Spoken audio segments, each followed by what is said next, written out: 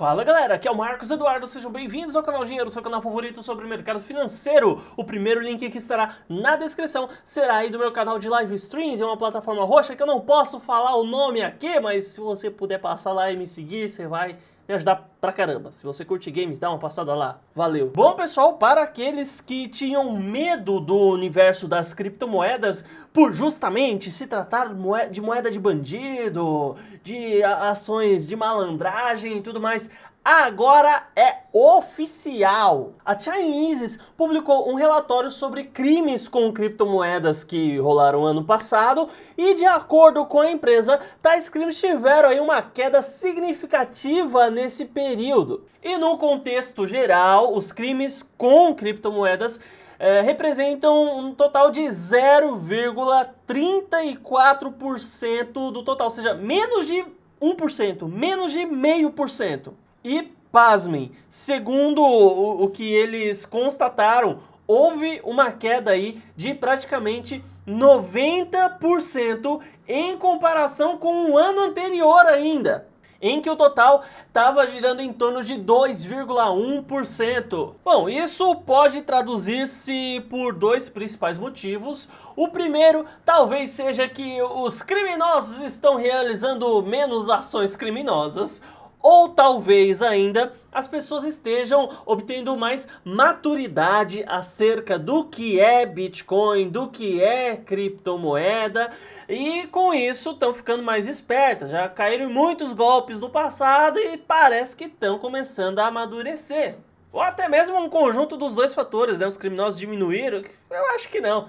Eu acho que crime vai ser sempre um nível, sei lá, igual, não sei. Bom, e falando em crime, vamos falar da Ripple XRP, né?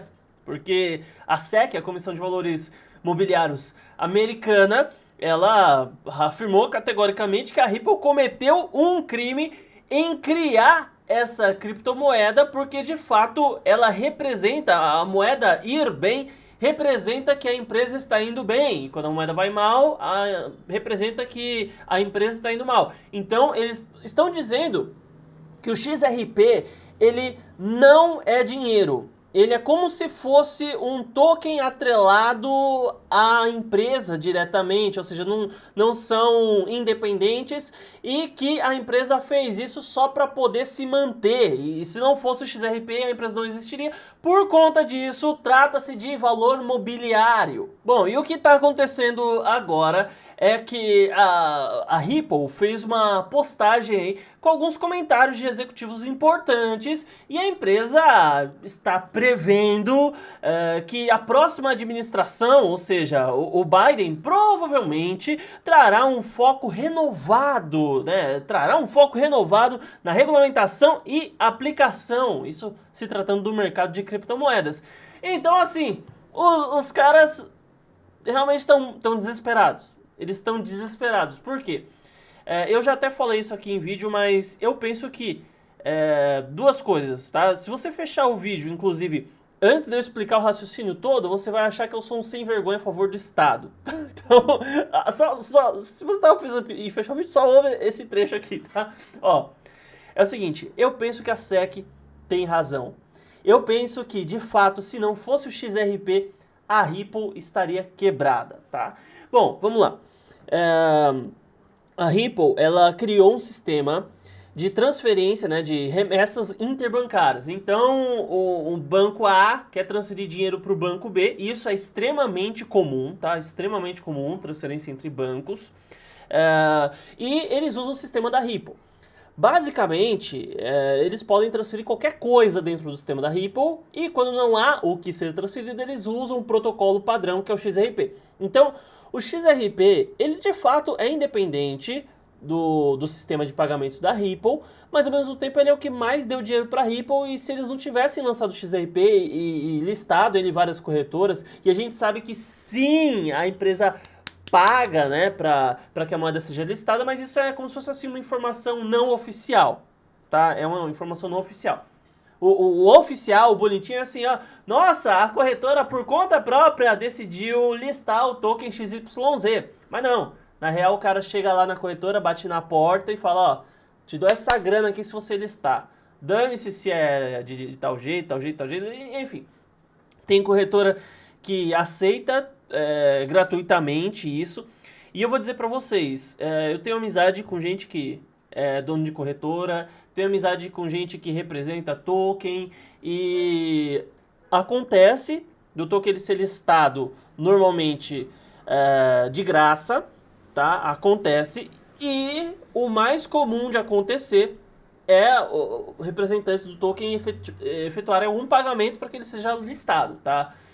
Então, assim, eu não vou nem citar qual corretor é assim, qual não é, porque, né, daí a coisa pode ficar feia, mas necessariamente eu acredito sim que o pessoal da Ripple pagou para a corretora A, B ou C fazer a sua listagem aí, isso empurrou o preço para cima, os caras já estavam sabendo quando ia ter valorização, quando não ia, por conta da questão das listagens, que eles fizeram acordo e tudo mais. Então, eu penso assim, que de fato o XRP ele é dinheiro, ao mesmo tempo que ele tem características relacionadas a valor mobiliário. Então a SEC, ela tá certa. Sim, XRP é valor mobiliário, mas ao mesmo tempo, o que vale a lei, se necessariamente isso está prejudicando as pessoas. Então, assim, a lei não foi feita para ser cumprida cegamente e dane-se quem for prejudicado. A lei foi feita para atender um consenso. Então, assim, pergunta para todo mundo que estava holdando o XRP se eles querem que a SEC abra um processo. Obviamente que não.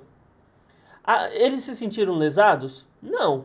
Quem se sentiu lesado nesse meio caminho? Eu não conheço um que fala assim, Ripple lesou. Não é o que aconteceu. Então, os representantes do povo, que são quem, eu vou falar assim, mas fabricam as leis e regulamentam, as fazem ser cumpridas, eles estão fazendo um desserviço para o povo.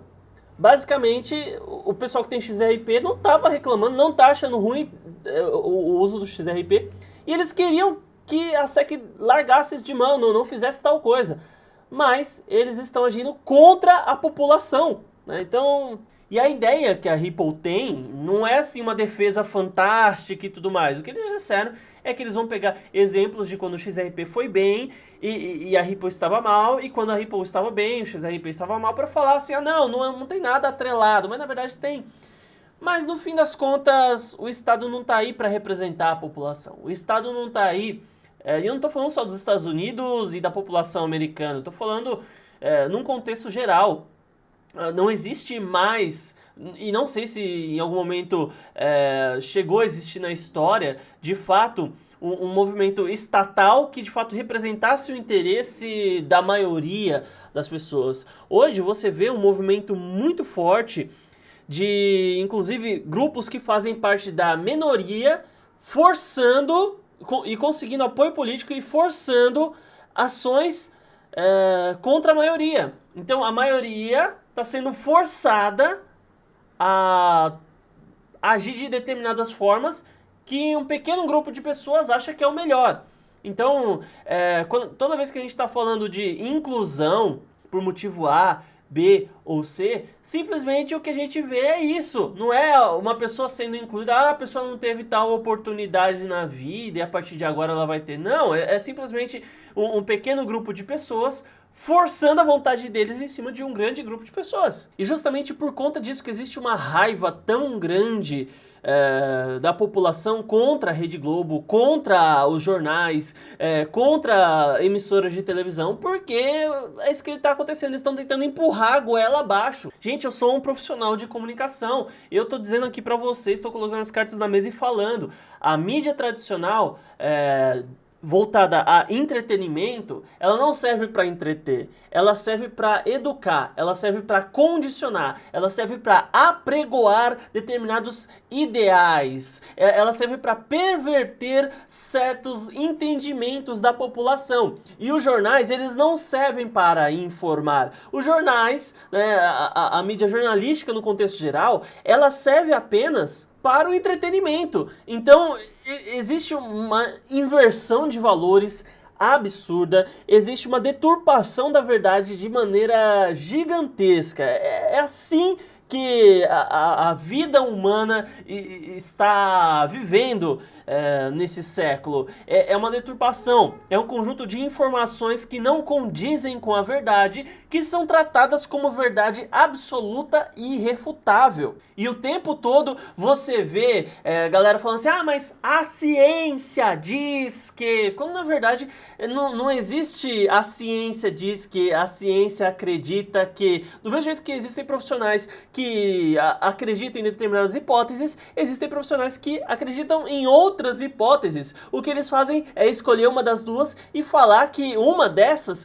Aliás, existem várias hipóteses e pontos de vista acerca de quase tudo que a gente for ver. E o que a mídia faz é pegar um ponto de vista e falar que aquilo é a verdade absoluta e irrefutável. E daí quando você vai expor a verdade, expor algo, em vez deles lutarem contra o seu argumento, contra a sua fala e tentarem refutar o argumento que você colocou, a ação verdadeira que existe é uma refutação contra a sua pessoa, contra você. Então eles te acusam de ser conspiracionista, de ser negacionista, anti-ciência. Quando a própria ciência é uma questão de dualidade quanto a diversos entendimentos. Então você sempre tem que ter mais de um ponto de vista, você sempre tem que ter pessoas acreditando em diversas hipóteses diferentes entre si para que a gente consiga chegar na verdade.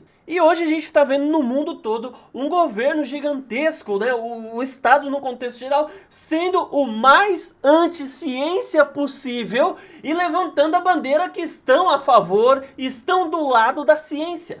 Bom pessoal, então é isso. Muito obrigado por ter assistido, espero que o vídeo tenha sido útil e até mais.